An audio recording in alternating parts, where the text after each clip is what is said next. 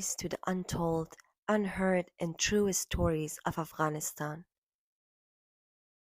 There are stories, even in the quiet corner of a village on the other side of the world, where women are silenced, and those stories should not remain unheard. In this episode, I'll be reading you a letter sent to us from an Afghan girl. We are using an alias name to protect her identity due to the current security challenges in Afghanistan.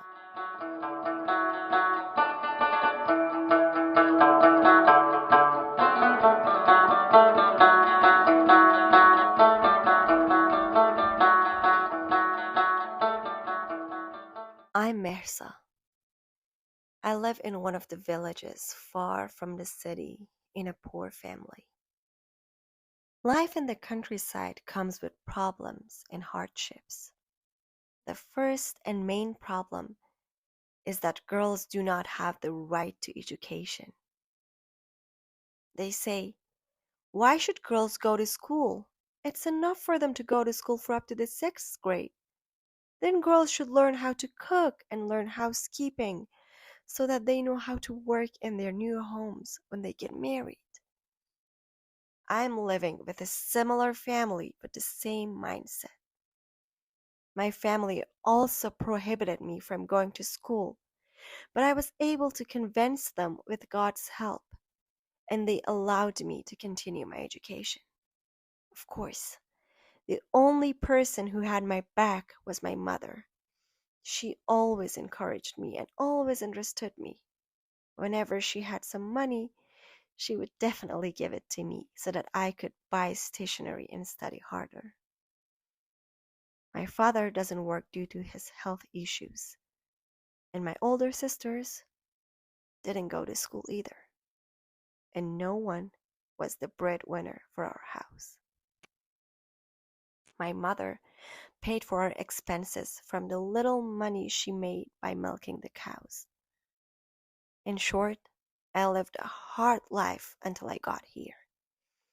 4 years ago, when my mother suddenly fell ill, I was very sad and worried. My mother had a heart disease. The doctor had instructed that she should be operated on because her heart valves were not functioning properly. But due to the lack of funds, we were not able to do it.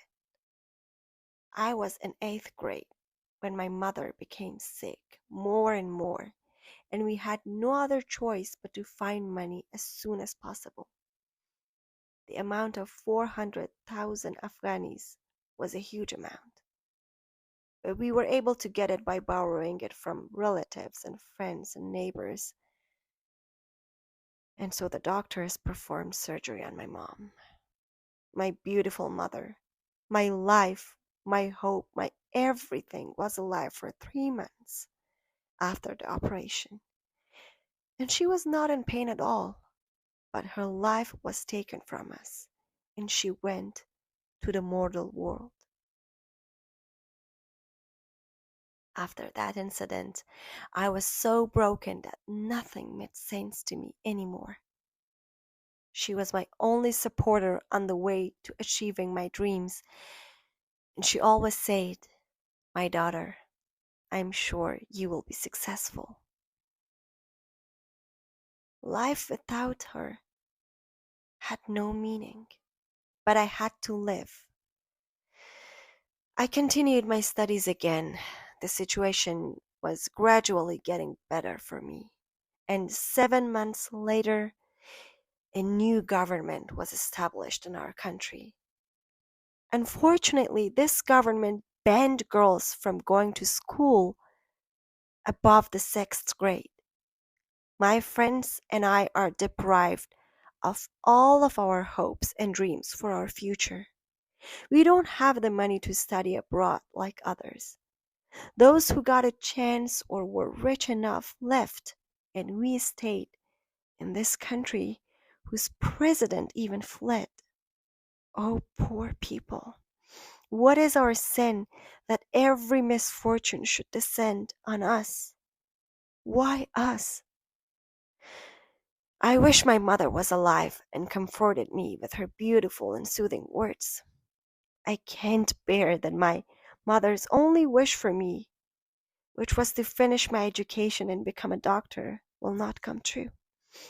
This is so painful for me that it has become a recurrent nightmare for me every night. Why can't I fulfill my mother's wish?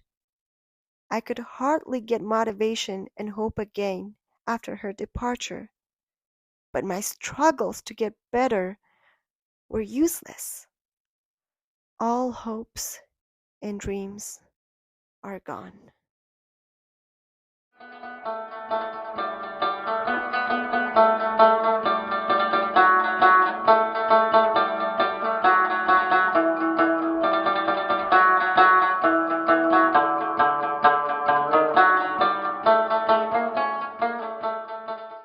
Thank you for staying with us until the end of this episode.